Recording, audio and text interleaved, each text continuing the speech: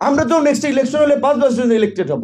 আলহামদুলিল্লাহ আপনাদের দোয়া ভালোবাসায়, এলাকার মানুষের যে সমর্থন, নির্বাচন দিলে বিপুল ভোটে জয়লাভ করতে পারবো। এই সরকারকে অন্তত 2 বছর থাকতে হবে। ফিলিপ সিদ্দিকী, যিনি ইউকে পার্লামেন্টের এমপি, সে কিন্তু আবার ভোট দেয় ওখানে ইহুদিদের পক্ষে। তার শেখ হাসিনা এখানে বসে মাঝে মাঝে বক্তব্যে 2-1টা কথা বলেছেন, কিন্তু প্রকৃত অর্থে ওইটা তিনি ভারতের সাথে আলাপ করেই বলেছেন যে এখানকার মানুষকে আয়স করার জন্য, একটা মানে চোখে ধুলো দেওয়ার জন্য আমার এই কথাটি বলতে হচ্ছে। কিন্তু শেখ হাসিনা যে টিকে ছিল ভারত, তারাও কিন্তু কখনো ফিলিস্তিন পক্ষে অবস্থান নেয় নাই। এমনকি আমাদের যে রোহিঙ্গা সমস্যা, এই যে এখন প্রায় 13 লাখের মতো রোহিঙ্গা, নতুন করে 60,000 ঢুকেছে। হ্যাঁ, আমরা সেই সময় মানবিক কারণে আশ্রয় দেওয়ার দাবি জানিয়েছিলাম। সেটা তো পাঠানোর ব্যবস্থা করতে হবে। জিয়াউর রহমান তো 78 সালে, 92 সালেও রোহিঙ্গারা এখানে ঢুকেছিল, আমরা পাঠিয়েছিলাম। এখন পর্যন্ত একজন রোহিঙ্গাকেও পাঠাতে পারে, কারণ ইন্ডিয়া যদি সহযোগিতা করতো আমাদের পক্ষে কিছুটা, আমরা পাঠাইতে পারতাম, তারা করছে না। তো যেটা বলছিলাম যে দুইটাই অমুসলিম কান্ট্রি, সেখানে আমরা কিন্তু ফিলিস্তিনের মতো, এটা আমরা অন্তত কয়েক বছর আগে থেকে বলছি, সামনের যে পরিস্থিতি, আরএসএস এর যে প্ল্যান, সেটা আপনারা জানেন, ওখানে বিশ্ব হিন্দু পরিষদ, তারপরে বিভিন্ন ধরনের সংগঠন গড়ে তোলা, এবং এই যে মোদির 3য় টার্ম ক্ষমতায় থাকা, এই আন্দোলনটা হয়েছে আল্লাহর রহমত ছাড়া, কেবল সেই আবাবিল পাখির মতো অদৃশ্য শক্তির সহায়তা ছাড়া এই আন্দোলন বিজয় সম্ভব ছিল না।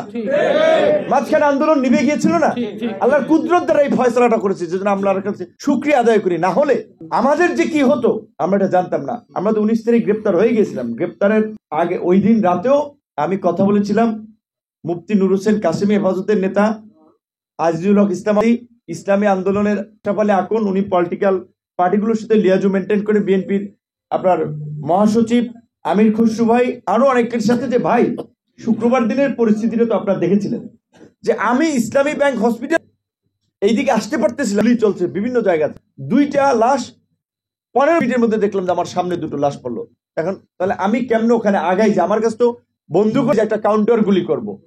তারপরে বাড্ডা, রামপুরা, যে সময় যে ঘটনাগুলো ঘটলো, শুধু দেখে রাতে আমরা মানে ধারণা করলাম প্রায় 400-450 মানুষ হত্যাকাণ্ডের শিকার হয়েছে। এবং একটা অভ্যন্তরীণ আন্দোলন, জনগণের আন্দোলনকে মোকাবেলা করার জন্য সরকার বাসার ছাদ থেকে আইন শৃঙ্খলা বাহিনীকে ব্যবহার করে আপনার একেবারে গান পয়েন্টে গুলি করাচ্ছে, হেলিকপ্টার দিয়ে গুলি করাচ্ছে। এই পরিস্থিতি যদি শেখ হাসিনা ওভারকাম করে ফেলতো, আমাদেরকে নাকে খত দেওয়াই রাখতো শেখ হাসিনা।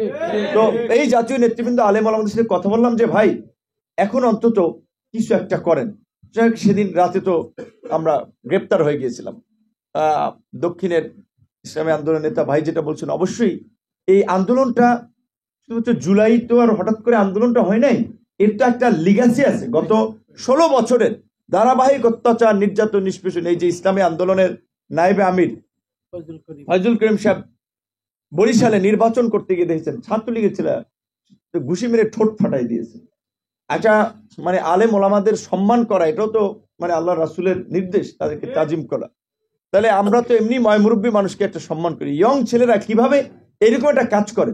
তো আওয়ামী লীগ তাদেরকে এতটা অমানবিক বানাতে সক্ষম হয়েছিল যে ধর্মীয় মূল্যবোধ, সামাজিক মূল্যবোধ ওইগুলা কিছু নাই। ও ছাত্রলীগ করে, সুতরাং ওই ছাত্রলীগই ওর ধর্ম, ছাত্রলীগই ওর কর্ম, কিংবা ওই আওয়ামী লীগ করে, আওয়ামী লীগের ধর্ম কর্ম, আওয়ামী লীগের জন্য যা ইচ্ছা তাই করতে পারে। বাইতুল মুকাররমে দেখছে না, মানুষের দাড়ি ধরে, ইন্ডিয়ার কথা বাদ দেন, বাংলাদেশ তো শেখ হাসিনা এটা করিয়েছে, দাড়ি ধরে এইখানে আপনার লোকজনকে পিটাইছে। রফিকুল ইসলাম মাদানি বলেছে না, ডিবি কার্যালয়ে নিয়ে নিউজ করাইছে না যে তার মোবাইলে নাকি পর্ন ভিডিও পাওয়া গেছে, কিন্তু লোকটা তো বলছে যে তাকে ওইখানে বিভৎস করে নারী দ্বারা জড়াই ধুইয়া আপনার ছবি তুলছে, ভিডিও করছে। এই ধরনের অমানবিক গোয়েন্দা সংস্থা, প্রশাসন শেখ হাসিনা তৈরি করেছিল। তো এখন আমরা আন্দোলন সংগ্রামের মধ্যে দিয়ে এই পরিস্থিতির পরিবর্তন ঘটিয়েছি, কিন্তু ব্যবস্থার যদি বদল না ঘটাতে পারি, এইখানে যদি চেয়ারে খেলে আরেকজনকে বসাই দেন, একই কাজ চলতে থাকবে, কিন্তু একই কাজ।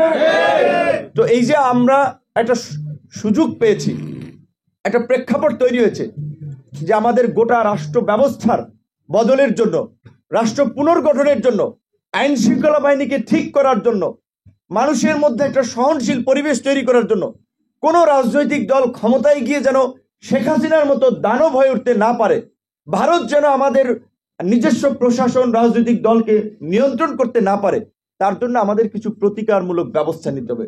সেজন্য আমরা বলছি, এক পার্টি ক্ষমতায় থাকলে যদি ব্যালেন্স না থাকে, শেখ হাসিনার মতো আওয়ামী লীগের মতো দৈত্য দানব হয়ে উঠবে। সেজন্য আমরা বলছি যে ভারসাম্যপূর্ণ সংসদের জন্য সংখ্যানুপাতিক নির্বাচন একটা ভালো পদ্ধতি হতে পারে। আনুপাতিক পদ্ধতিটা আপনি যেই দল যত ভোট পাবে তাদের প্রতিনিধিত্ব, সব দল তাহলে সংসদে থাকতে পারবে, সবার ভয়েস থাকবে, এবং সরকার ক্ষমতাকে কুক্ষিগত করার কোনোভাবেই পারবে না। আইন শৃঙ্খলা বাহিনী সহ বিভিন্ন প্রতিষ্ঠানের একটা জবাবদিহিতা থাকবে। তার জন্য নতুন কিছু আইন প্রয়োজন, আর বিদ্যমান আইনের কিছু সংস্কার প্রয়োজন। এখন এইগুলা না করে যদি রাতারাতি একটা নির্বাচন হয়ে যায়, তাহলে তো জেলেও সেই কদু। সেই জন্য আপনাদেরকে বলবো যে আপনারাও ভয়েস তুলেন এই জন্য। এখন আরেকটা বিষয়, এক ভাই বলছেন, এটাও একটা বাস্তবতা। আমরা বড় আশা নিয়ে, আকাঙ্ক্ষা নিয়ে এই সরকারের দিকে তাকিয়েছিলাম। সরকারের ব্যক্তিরা ভালো, অধিকাংশ সৎ সাহসী সজ্জন ব্যক্তি, কিন্তু পারফরমেন্স তাদের খুব বেশি ভালো না। 4 মাসের পারফরমেন্স আপনারা দেখেন, 4 মাসে এখনো অস্থিরতা, এখনো নৈরাজ্য অনেক জায়গায়।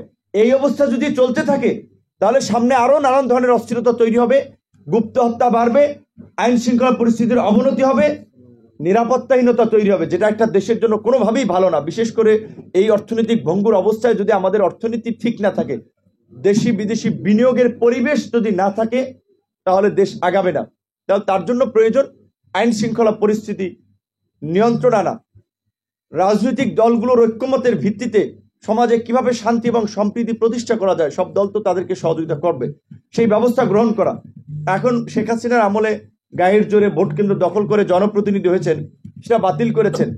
এখন যদি ধরেন 6 মাসের মধ্যে জাতীয় নির্বাচন আগে স্থানীয় নির্বাচনগুলো দেয়, সবচেয়ে ইতিহাসের ভালো স্থানীয় নির্বাচন হবে, এবং সেই স্থানীয় নির্বাচনের মধ্যে দিয়ে প্রকৃত জনপ্রতিনিধি ইউনিয়ন থেকে সিটি কর্পোরেশন পর্যন্ত বের হয়ে আসবে, যারা এই সরকারকে সহযোগিতা করতে পারবে।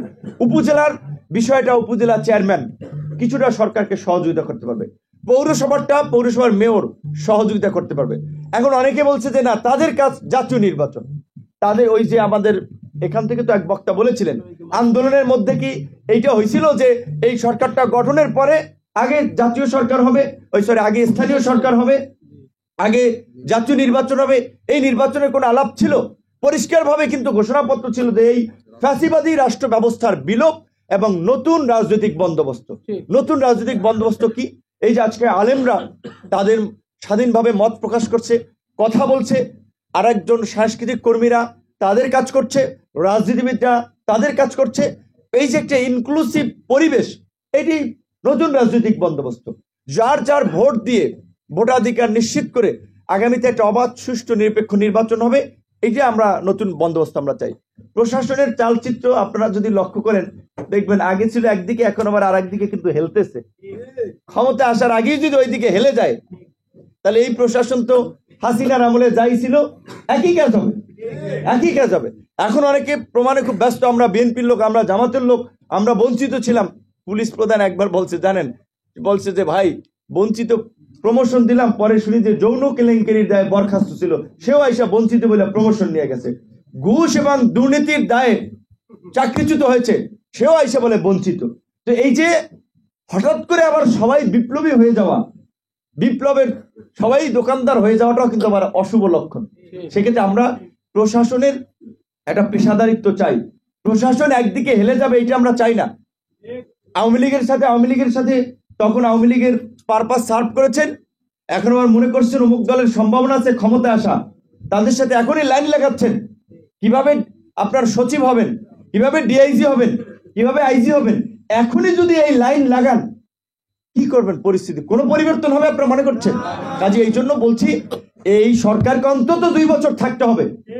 সেই ক্ষেত্রে সরকারের দুর্বলতাগুলো ঠিক করতে হবে। দুর্বলতা ঠিক করার জন্য আমরা বলছি যে এই কাঠামোটা বিভিন্ন রাজনৈতিক দলের সাথে আলাপ করে একটা জাতীয় সরকারের কাঠামো হতে পারে। ইসলামী আন্দোলনের 2 জন প্রতিনিধি থাকবে, জামাতের 2 জন প্রতিনিধি থাকুক, অন্যান্য এই মেইন স্ট্রিম পলিটিক্যাল 10টা পলিটিক্যাল পার্টিগুলো থেকে যদি আরো 20 জন যায়, এই 24 জনের সাথে আরো 20 জন যোগ করলে 40 জন, মন্ত্রণালয় আছে 60টার মতো, তা 50 জনের উপদেষ্টা পরিষদ থাকলে সমস্যা আছে? আর এই 50 এই যে রাজনৈতিক দলের ঐক্যমত, এইভাবে তো বাংলাদেশ 53 বছরের সুযোগ পান নাই যে সবাইকে নিয়ে সরকার করবেন, সবাইকে নিয়ে ঐক্যমতের ভিত্তিতে রাষ্ট্র পুনর্গঠন করবেন। একটা বার আমরা পাইছি। এই সুযোগ যদি আমরা হেলায় ফেলায় নষ্ট করে ফেলি, আর কবে পাবো আমি জানি না। অনেকে বলছে নূর ভাই খালি জাতীয় সরকার কথা বলতেছে, সেই সরকারের দায়িত্ব চাই বোধ হয়। অনেকে বলে আর কি, ফেসবুকে কমেন্ট করে যে হ্যাঁ নিয়ে নেন, তাহলে সব ঠিক হয়ে যাবে। আমি আপনাদের সামনে বলছি, জাতীয় সরকার হলেও আমি আপনাদেরকে বলছি, আমি যেহেতু এইটা নিয়ে বেশি বক্তব্য দিচ্ছি, আমি সরকারে যাব না। আমরা তো নেক্সট ইলেকশন হলে 5 বছর জন্য ইলেক্টেড হবো। আলহামদুলিল্লাহ আপনাদের দোয়া ভালোবাসায়, এলাকার মানুষের যে সমর্থন, নির্বাচন দিলে বিপুল ভোটে জয়লাভ করতে পারবো।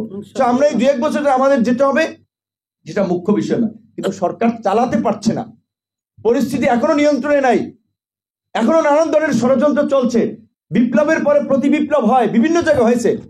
বণিক বার্তা একটা রিপোর্ট করেছে, আপনারা একটু সবাই ইউটিউবে সার্চ দিয়ে পড়বেন। খালি ছোট্ট একটা আপনার কয়েক মিনিটের ভিডিও, তিউনিসিয়ার বিপ্লবের পরে যা যা হয়েছিল, এইটুকু লিখে সার্চ দিবেন, পাবেন। আপনারা একটু দেখবেন বাংলাদেশের বর্তমান ঘটনার পরে সেম একেবারে সবকিছু মিলছে।